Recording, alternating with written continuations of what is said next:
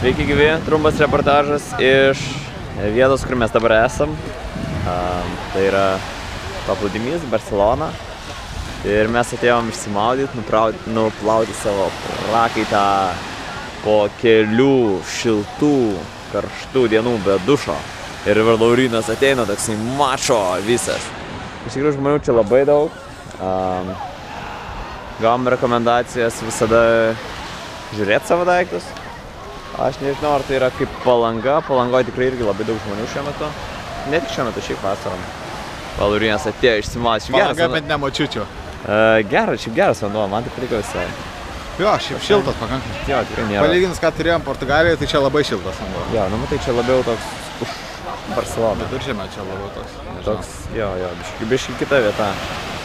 Tai vat, visi čia siūlo kažką nusipirkti, vaikšto, mačiau merginos su tokiom juostelėm ir nuotraukom, tai juostelės tai turbūt tam, kad uždėtų ant rankos norėtų.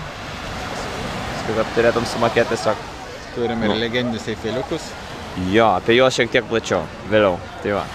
Tai šiaip leidžiam gerai laiką, ramiai, tai iš tikrųjų ilsimės.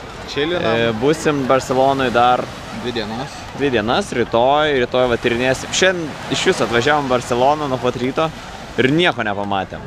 Tai va, tai rytoj pamatysim Barcelonos, o poryt vakare yra mūsų keltas į Italiją. Tai va, bet šiaip labai viskas gerai. Gražu čia.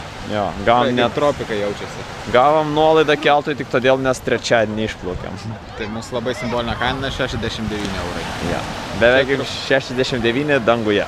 Jo, turbūt didžiausia mūsų išlaida šitoj kelionėje, kuri beveik prilygsta mūsų mėnesio maisto biudžetui. Jo, vienam žmogui. Tai va, tai tiek tam kartą einam valgyti arbūzo. Einam. Arbūzas.